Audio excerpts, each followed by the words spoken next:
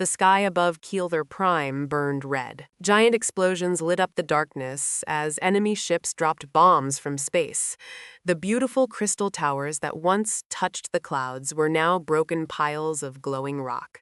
Smoke rose from 1,000 fires across the planet's surface. Ambassador Zixer pressed her 4 hands against the thick glass window of the underground shelter. Her blue skin flickered with patterns of fear and sadness. Outside, she could see the enemy ships flying low over the city. They looked like giant metal insects with sharp wings and glowing red eyes. "How long do we have?" asked General Vorac, his voice shaking. Zixara turned away from the window. Her people filled the shelter. Thousands of them crowded into a space meant for hundreds. Children cried in their parents' arms. The old ones sat quietly, too tired to show fear anymore. "Maybe 3 days," she said. "Our shields are almost dead. The power stations are gone. Food is running out. 3 months ago, Keelther Prime was a happy world. Traders came from across the galaxy to buy their beautiful crystals and rare metals. Children played in parks filled with singing flowers. Artists created sculptures that floated in the air like frozen music. Then the Vorac came. The Vorac Hegemony was an empire of bug-like aliens who conquered worlds for their resources. They had no interest in art or beauty or life. They only wanted what they could take. At first, the Keeltherans thought they would be safe. They sent messages to all their friends in the galaxy asking for help.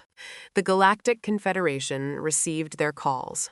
So did the mighty Alaran Empire and the rich trading coalition, but no help came. The Confederations said their fleets were busy fighting other wars. The Altarians said Keelther Prime was not important enough to risk their ships. The trading coalition calculated that saving Keelther would cost more than the planet was worth. One by one, every nation in the galaxy found reasons to ignore the dying world. Zix remembered the last transmission from the Confederation. A board official had appeared on the screen, barely looking up from his paperwork. "We regret to inform you that no military assistance can be provided at this time," he had said. "We suggest you negotiate with your attackers. Perhaps you can reach a peaceful solution." A peaceful solution? As if the Vorthak cared about peace. They had already enslaved 47 worlds. They turned living planets into empty rocks, taking everything useful and leaving the rest to die. Another explosion shook the shelter. Dust fell from the ceiling. A child started crying, and his mother held him close. "What about the outer colonies?" asked General Vorac. "Maybe some of our people escaped." Zixara shook her head. The Vorac found them all. Keelther 7 stopped broadcasting yesterday. Keelther 9. "We lost contact 2 weeks ago. She had tried everything. Secret messages sent through old trade routes. Bribes offered to smuggler captains. Desperate pleas broadcast on every frequency her people knew. Nothing worked.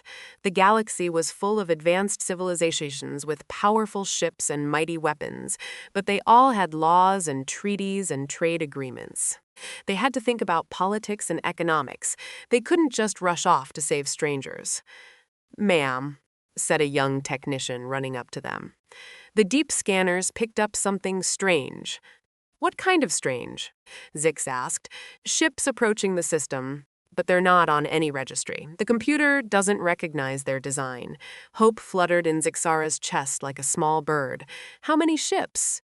"Hard to tell. Maybe 20. They're still far away." "But ma'am, they're moving really fast. Faster than anything I've ever seen." General Vorac moved to the scanner display. His eyes widened as he looked at the readings. "This can't be right. Nothing moves that fast in normal space. Could it be reinforcements?" asked someone. "From who?" Zix said bitterly. "We've asked everyone. No one is coming." But even as she spoke, she felt something change in the air. The technicians were talking excitedly, pointing at their screens. The scanner showed the unknown ships getting closer and closer. They were definitely warships. Their energy signatures were huge, bigger than anything the Keeltherans had ever seen. Even bigger than Vorac dreadnoughts. "They're transmitting," said the communications officer. It's in galactic standard, but the accent is strange." Put it on speaker, Zixara ordered. Static filled the shelter. Then a rough voice broke through. The words were clear, but pronounced in a way none of them had heard before. This is Admiral Sarah Chen of the Terran Defense Force. Any Kalaran vessels, please respond. We are here to help. The shelter went completely silent. Even the crying children stopped. Terran, whispered General Mordak. I don't know that species, Zixara's mind raced. She had studied the histories of most galactic civilizations, but Terran meant nothing to her. Where could they have come from? Admiral Chen, she said into the communicator. This is Ambassador Zixar of Keelther Prime. We didn't send any distress calls to your people. We don't even know who you are. A pause. Then we know, ma'am. We picked up your broadcast anyway. Nobody should have to face extinction alone.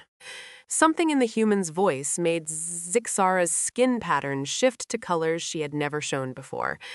It wasn't the careful politeness of a diplomat or the cold calculation of a military officer. It was something warmer, something that reminded her of how her own people talked about protecting their children. Admiral, she said. You should know what you're facing. The Vorac have over 200 ships in this system. They've been bombarding us for 3 months. They're not known for mercy or negotiation. When the human spoke again, her voice was harder. Dangerous, ma'am, with respect, we didn't come here to negotiate. On the scanner, the unknown ships were now close enough for detailed readings. The Keelther and technicians gasped as the data came in. These vessels were like nothing in their databases. They were angular and brutal-looking, covered in strange markings and weapons systems that radiated barely contained power. The lead ship was enormous, easily twice the size of anything the Vorac had brought to the siege. Admiral Zixara said, "There are so many of them." "Are you sure you can, Ambassador?"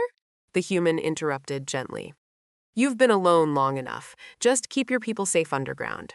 We'll handle the rest." The transmission ended. On the scanners, the human fleet began to spread out in formation. They were heading straight for the Vorac siege ships. Zixara stared at the display, hardly daring to believe what she was seeing. Somewhere in the vast galaxy, there was a species that had heard their calls for help, a people who had crossed the void to fight for strangers. She didn't know who these Terran were or where they had come from. But for the first time in 3 months, she felt something she had almost forgotten. Hope. Admiral Krexar stood on the bridge of his flagship, the Death's Claw. His 6 eyes watched the tactical display with growing confusion. For 3 months, his fleet had been slowly crushing the pathetic Kalaran defenses. The siege was going perfectly according to plan. Then these unknown ships appeared. Report. He clicked, his mandibles snapping together in irritation. Lieutenant Vexol scuttled over to him, her antenna twitching nervously. "Admiral, we count 23 vessels. Their design is unusual. The computer cannot identify their origin." Krexar studied the readings. The ships were indeed strange. Where most civilized vessels were smooth and elegant, these were angular and crude-looking. They bristled with weapon systems that seemed almost primitive compared to modern plasma technology. "Energy output?" he asked. "Very high, sir. Higher than our dreadnoughts, but their technology appears outdated. Kinetic weapons instead of plasma. Chemical propulsion instead of antimatter drives." Creer's mandibles clicked in what might have been laughter. Kinetic weapons. What backward species still uses metal projectiles? The Vorac were the most advanced military force in this part of the galaxy. Their plasma cannons could melt through any known armor. Their shields could stop asteroid impacts. They had conquered 47 worlds using tactics perfected over centuries of warfare, and now some primitive aliens thought they could challenge the might of the hegemony. "Sir," reported the communications officer. "They're broadcasting on all frequencies." "Put it through," K-Star ordered. A voice filled the bridge, speaking heavily accented galactic standard. "This is Admiral Sarah Chen of the Terran Defense Force carrier Indomitable." Vorac Fleet, you are in violation of 17 Galactic's conventions and are hereby ordered to withdraw immediately. The bridge fell silent for a moment. Then K-Star began to laugh. A harsh, chittering sound that made his crew step back in surprise. Terran, he said. I've never heard of any Terran. Where do these insects think they come from? Checking databases now, sir, said the intelligence officer. I'm finding references to a species called humans from a world called Terra or Earth. But, sir, they're not even members of the Galactic Confederation. Their home world is listed as developing status. Krekstar's laughter grew louder. Developing? These primitives dare to threaten us? He activated the communication system. Unknown vessels. This is Admiral Kreksar of the Vorac Hegemony. You are interfering with a legal military operation. Depart this system immediately or face destruction. The response came quickly. Admiral Kreksar, you have 30 seconds to begin withdrawing your forces. After that, we will consider you hostile and act accordingly. The Vorac bridge crew buzzed with amusement. 30 seconds. These aliens were either brave or incredibly stupid. Sir, said the tactical officer, should we move to engage? Kreksar considered. His fleet consisted of 212 vessels, including 4 dreadnoughts and 37 heavy cruisers. The enemy had 23 ships of unknown capability. Send Squadron 7 to deal with them, he ordered. 10 cruisers should be more than enough to destroy these insects. Have them broadcast the battle on all frequencies so the Keelther can watch their rescuers die. Squadron 7 peeled away from the main fleet in perfect formation. 10 sleek Vorthak cruisers, each one bigger than most of the human ships.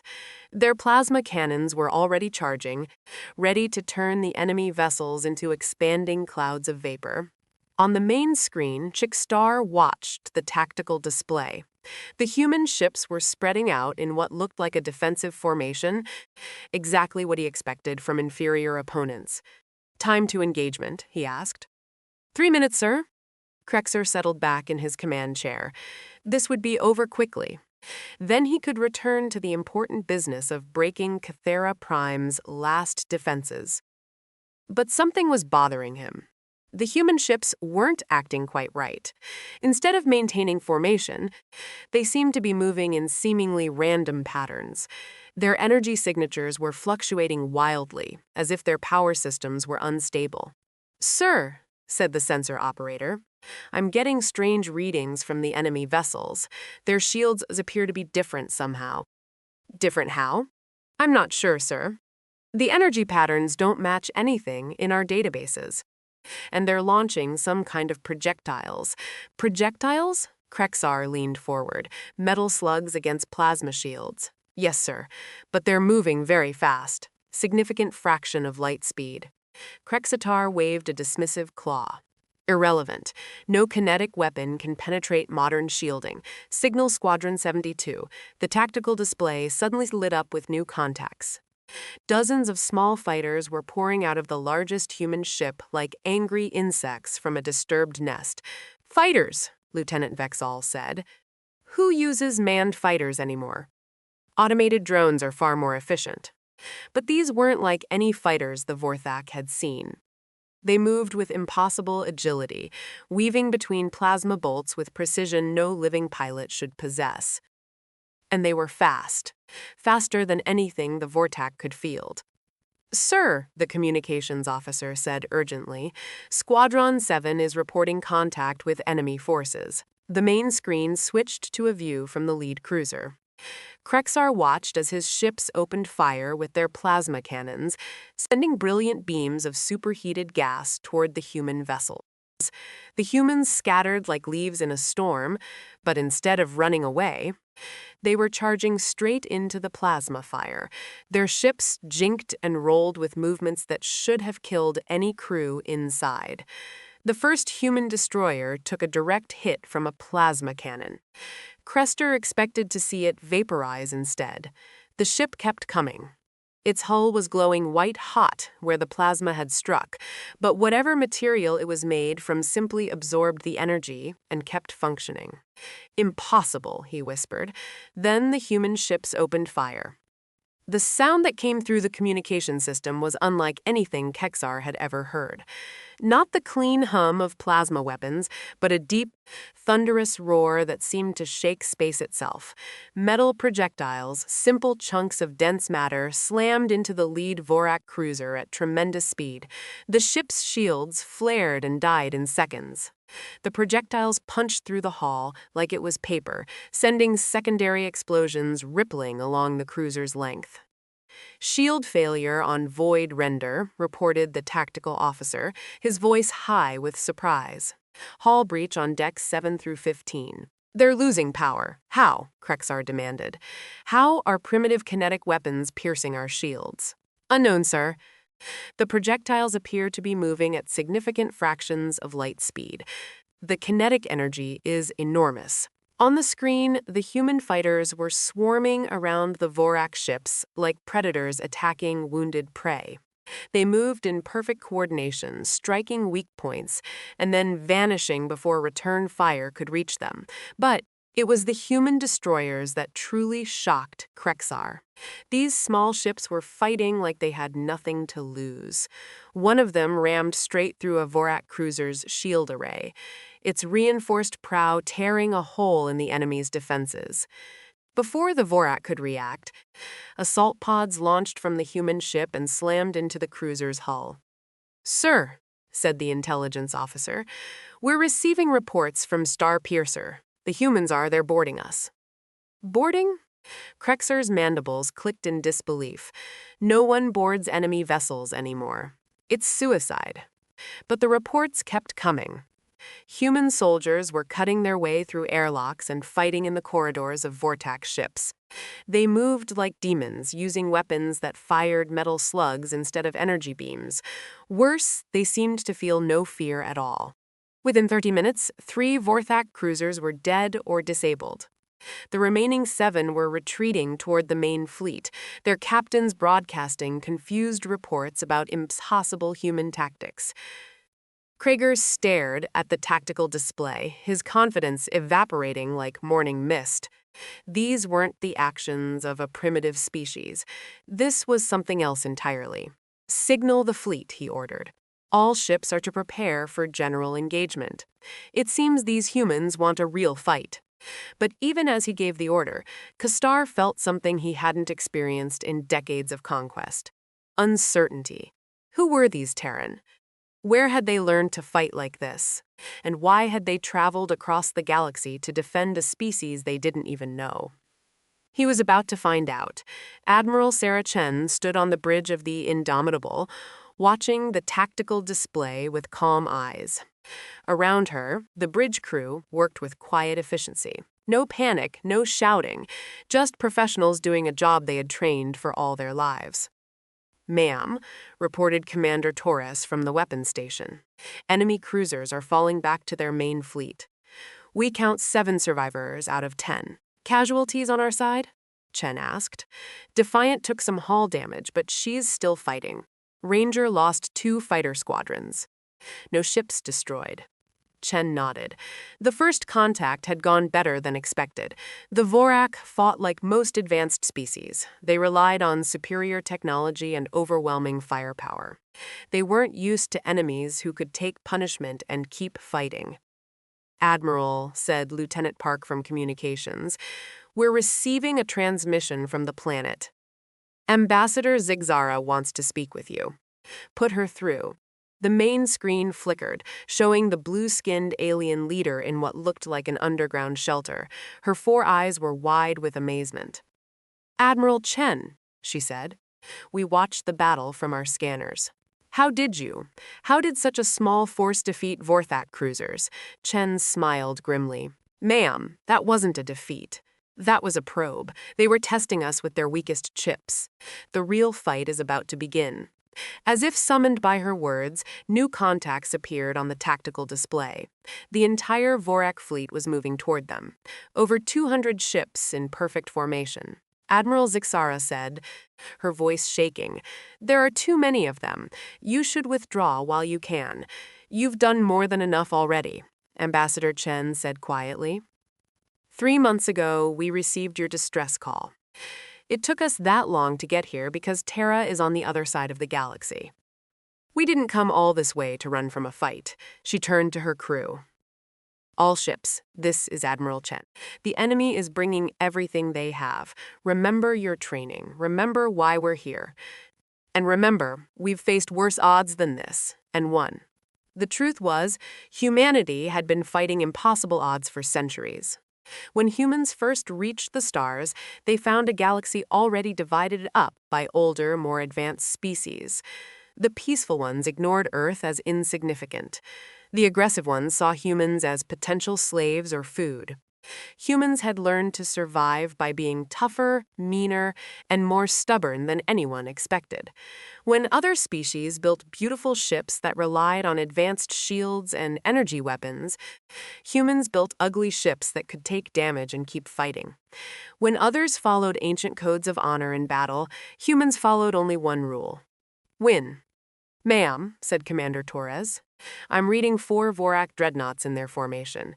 Those are serious ships." "I see them," Chen replied. "Signal the fleet. Implement Plan Wolfpack. We're going to show these bugs how humans hunt."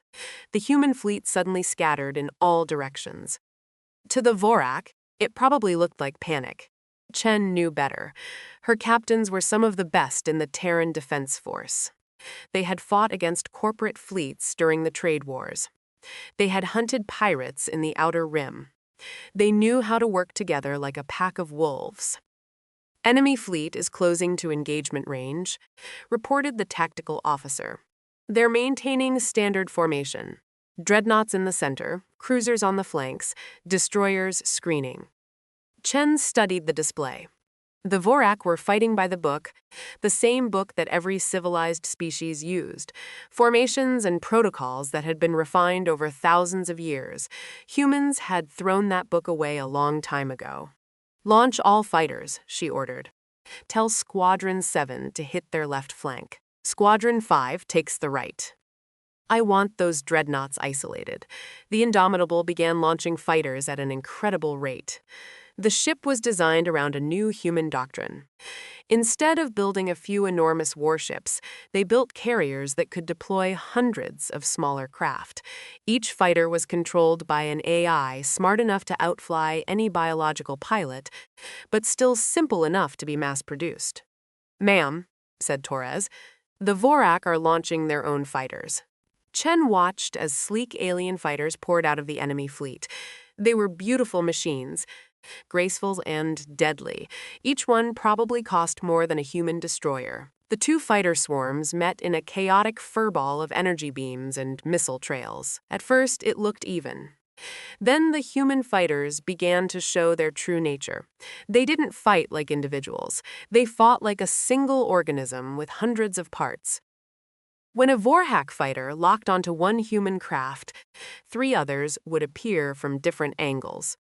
When the aliens tried to break off and regroup, human fighters would pursue them with mechanical determination. "Enemy fighter losses are mounting," reported Torres. "They're good pilots, but they can't handle our coordination." Meanwhile, the human destroyers were doing something no sane captain would attempt. They were charging straight into the Vorac formation, using their fighters as cover instead of trading long-range shots like gentlemen.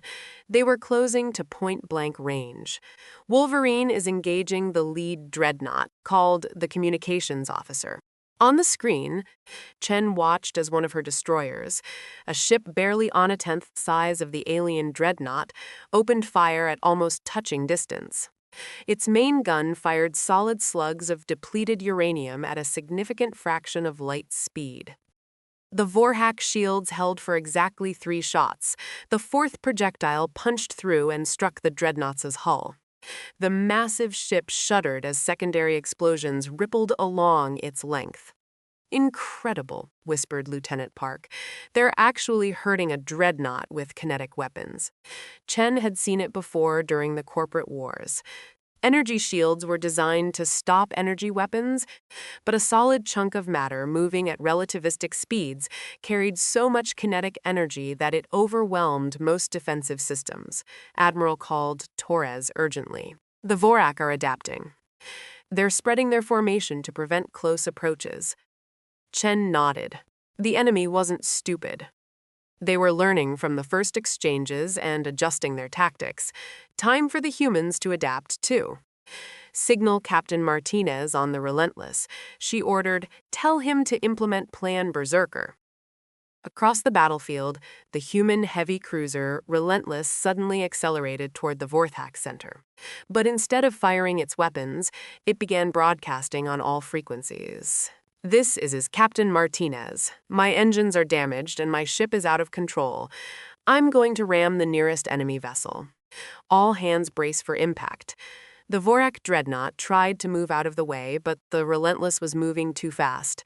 At the last second, the human ship fired its full load of nuclear missiles at point-blank range. The explosion lit up space like a newborn star. When the light faded, the Vorac dreadnought was a broken hulk. The Relentless was gone too. But Chen knew that Captain Martinez and his crew had made it to the escape pods just before impact. "Ma'am," said Torres, "the enemy formation is breaking up.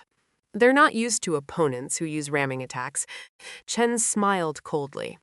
That was the difference between humans and most other species. When civilized aliens fought, they tried to minimize losses and preserve expensive equipment. Humans fought to win regardless of the cost. "All ship," she broadcast, "the enemy is wavering. Press the attack.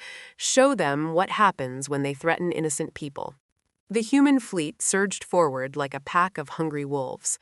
They had traveled across the galaxy to answer a call for help from strangers. Now they were going to finish what the Vorac had started. The real battle was just beginning. The Battle of Keelther's Tears began at 0347 ship time and lasted 7 hours. Historians would later call it the most vicious space combat ever recorded. The Vorac called it the day they learned that some species fight like they have nothing left to lose. Admiral Keelther watched in growing horror as his carefully organized fleet fell apart. The humans weren't fighting like any civilized species. They ignored every rule of proper warfare, using tactics that ranged from brilliant to completely insane. "Report," he clicked, his mandibles snapping with stress. "Void Piercer is down," reported his tactical officer. "The humans are using some kind of gravity weapon. They're creating artificial gravity wells that pull our ships out of formation." On the main screen, Krexar could see human destroyers darting between his heavy cruisers like fighters, but these weren't normal destroyers. They carried devices that bent space itself, creating pockets of intense gravity that dragged Vorac ships into collision courses. "Death's Talon reports boarding parties," called another OS officer. "The humans are launching assault pods directly through our hulls." Keelther couldn't believe what he was hearing. Modern warfare didn't include boarding actions. Ships fought at long range with energy weapons and guided missiles. Only primitives engaged in close combat, but the humans seemed to prefer close combat. Their assault pods were essentially missiles with troops inside. They would ram through a ship's hull at high speed, then disgorge soldiers who fought with an intensity that shocked even hardened Vorac warriors. "Sir," said the communications officer, "Captain Jackal is requesting immediate assistance. He says the human soldiers are different." "Different how?" "They don't seem to feel fear, sir. Our troops shot one of them 3 times, and he kept fighting until his squad mates could treat his wounds.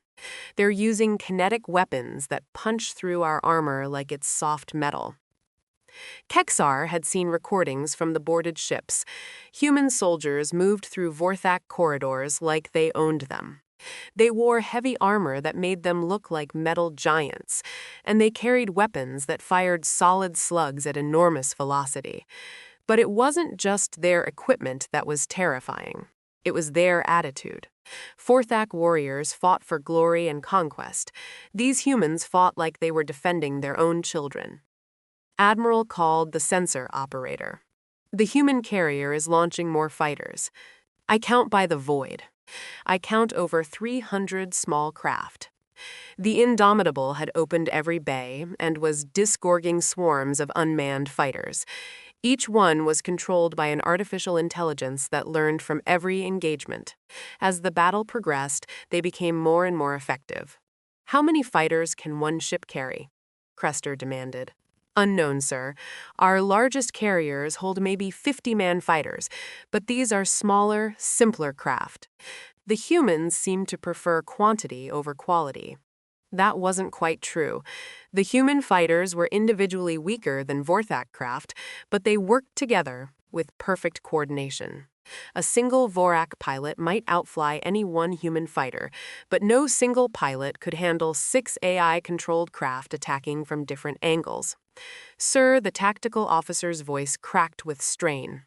Dominion's Fist is requesting emergency assistance. They're reporting multiple hull breaches and engine failure.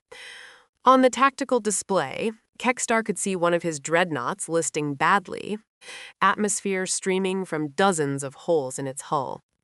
Human fighters swarmed around it like scavengers, targeting weak points with surgical precision. But what really shocked him was the human heavy cruiser approaching the wounded dreadnought.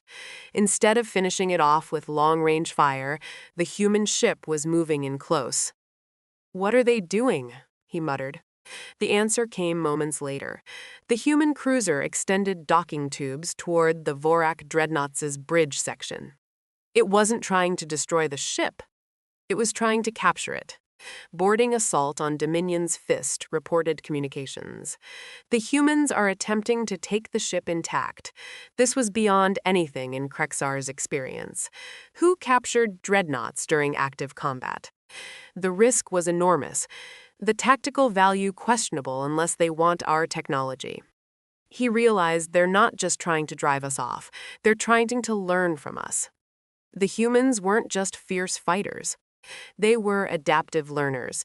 Every engagement taught them something new about Vorac capabilities. Every captured ship gave them access to alien technology they could study and improve upon. Admiral said, his second-in-command, "Perhaps we should consider withdrawal.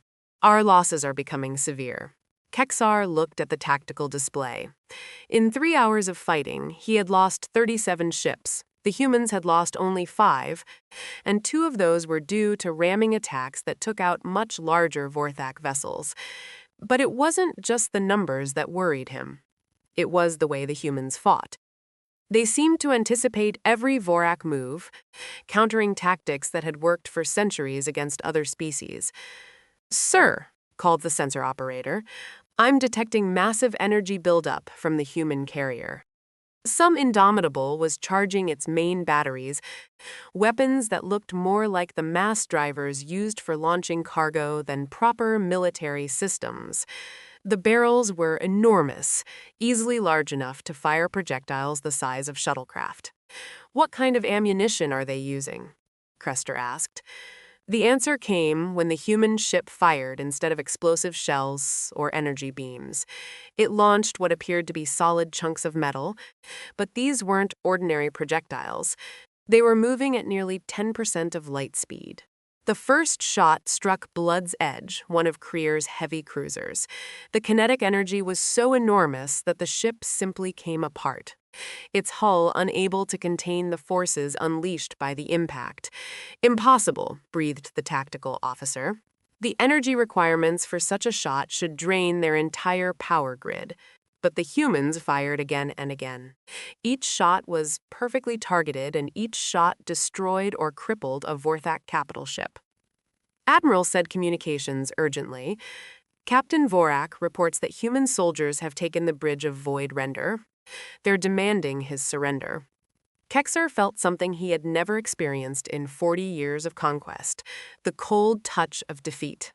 His fleet was being systematically dismantled by opponents who refused to follow any known rules of engagement.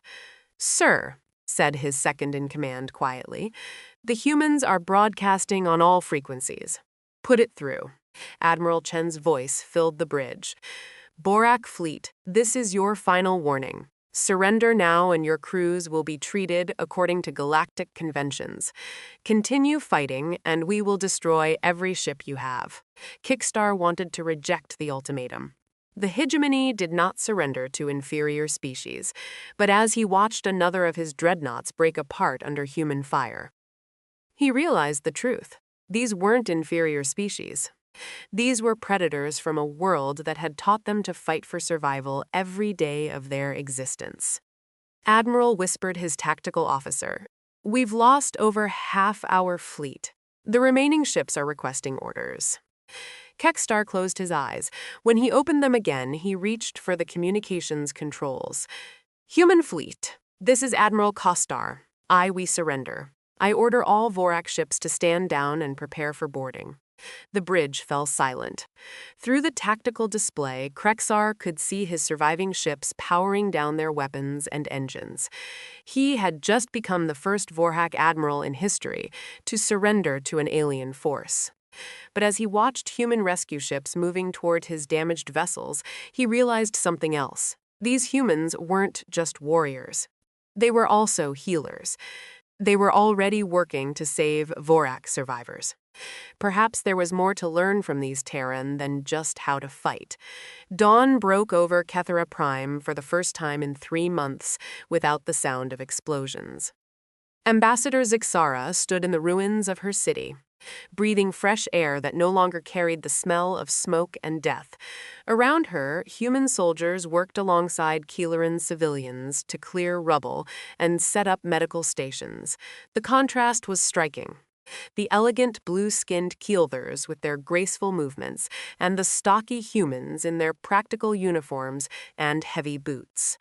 Ambassador called a human medic approaching with a wounded Keeleran child in her arms. "Where should we take the injured?" Zix pointed toward the makeshift hospital they had established, in what used to be the Grand Plaza. "The doctors are working out of the old cultural center. Thank you for helping us." The medic, her name tape, Red Rodriguez, smiled and jogged toward the hospital. Like all the humans Zixara had met, she seemed to find nothing strange about risking her life for aliens she had never seen before. "Ma'am," said General Vorac, approaching through the rubble, "Admiral Chen is here to see you." Zixara turned to see the human admiral walking toward them. Chen looked tired. The battle had ended only 6 hours ago, and she had been working non-stop to coordinate relief efforts. Her uniform was dirty and torn, but her eyes were still alert. Admiral Zixara said, "I don't know how to thank you. Your people have saved our world." Chen shrugged. A gesture Zixara was learning meant embarrassment or dismissal among humans. "Just doing our job, ma'am." "How are your people holding up?" "Better than we hoped. Your medical teams are remarkable. They've already treated more wounded than our own doctors could handle in weeks." It was true. Human medical technology was different from what the Keeltherans were used to, but it was incredibly effective. Their field hospitals could perform surgeries that would have required major medical centers just days before. "What about the Vorac prisoners?" Zixara asked. Chen's expression grew serious. "We're holding them on our ships until the Galactic Confederation decides what to do with them." Admiral Keelther has been cooperative. I think yesterday taught him some things about humans he didn't expect to learn. Zix had seen the recordings of Keelther's surrender. The proud Vorac admiral had looked like a broken insect, his mandibles clicking in defeat. But she had also seen human medics treating wounded Vortex soldiers with the same care they gave to Keelther civilians. "Admiral," she said carefully, "may I ask you something?" "Of course. Why did you come?" "We sent distress calls to every major power in the galaxy. The Confederation said they were too busy. The Alaran Empire said we weren't important enough. The Trading Coalition calculated that saving us would cost more than we were worth. But you came from the other side of the galaxy to help people you'd never met. Why?" Chen was quiet for a long moment, looking out over the damaged city. Human engineers were already working to restore power to the residential districts, their equipment humming as it repaired broken infrastructure. 300 years ago, Chen said finally, Earth was attacked by an alien species called the Kronar. They wanted our water and our mineral resources. They didn't care that 4 billion humans lived on the planet. Sixara felt her skin pattern shift to colors of sympathy. What happened? We fought them with everything we had. Chemical rockets against plasma cannons, kinetic weapons against energy shields. We lost 70% of our population before we managed to drive them off. Chen turned to look at Sixara directly. We sent distress calls to every species we could reach. You know what we heard back? Zix already knew the answer, but she asked anyway.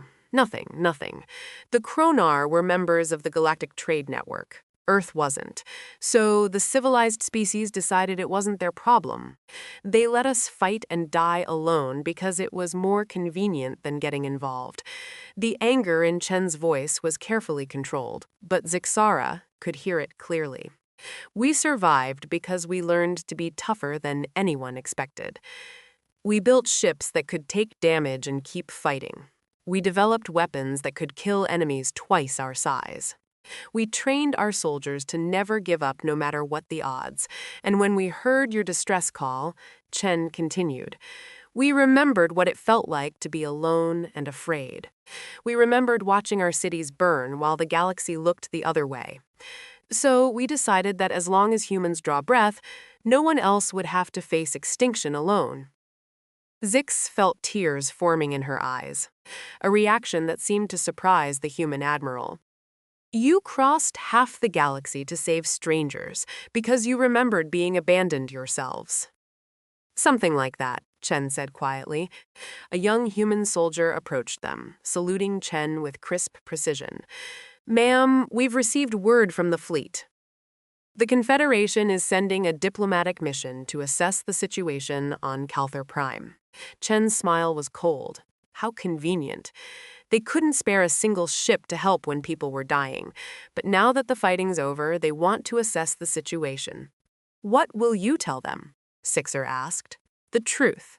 That we responded to a distress call from a species under attack, that we eliminated the threat according to standard self-defense protocols, that we're providing humanitarian aid to the survivors. The human soldier handed Chen a datapad. Ma'am, we're also receiving requests from 17 different worlds asking if the Terran Defense Force would be willing to establish mutual defense agreements. Chen raised an eyebrow. 17? Yes, ma'am. Word is spreading about what happened here. A lot of species are realizing that the Confederation's protection isn't as reliable as they thought. Zixar wasn't surprised. For centuries, the galaxy had been dominated by a few major powers who decided which species were worth protecting and which weren't. But now there was an alternative, a species that would fight for anyone who asked for help. Admiral, she said, what happens now? Will your fleet stay? Chen shook her head. We'll leave a medical ship and some engineers to help with rebuilding, but the main fleet needs to return to human space. We've been away from home for 3 months, and there are other places that might need our help. She paused, looking thoughtful. But if you're interested, I'm authorized to offer Keelther Prime a mutual defense treaty with the Terran Federation. We can't promise to stop every threat, but we can promise that you'll never face one alone again. What would such a treaty require? Sixara asked. Not much. We're not interested in controlling other species or taking their resources. We just want to make sure that what happened to Earth never happens to anyone else. Zix thought about the past 3 months. The terror, the despair, the certainty that her people were going to die alone and forgotten. Then she thought about human soldiers sharing their rations with Keeltheran children and human doctors working through the night to save alien lives.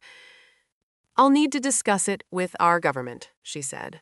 But I think you'll find Keelthera very interested in such an agreement. Jen smiled, the first genuine smile Zixara had seen from her. Good. We could use more friends in this part of the galaxy.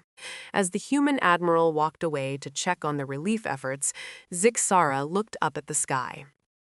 Somewhere out there, human ships were patrolling the edge of the system, making sure no more threats approached Keelther Prime. For the first time in months, she felt truly safe. Within a year, the Terran Defense Force had established recruitment stations on 17 worlds. The galaxy had learned a crucial lesson about the humans. They were a species that would cross any distance and face any odds to help those in need. And sometimes, when civilized species calculated costs and weighed benefits, when empires debated politics and considered profit margins, the answer would come howling out of the void on ships with names like Indomitable, Relentless, and Never Again. The humans had a simple philosophy that shocked the galaxies in its directness. Nobody fights alone, not while humanity drew breath.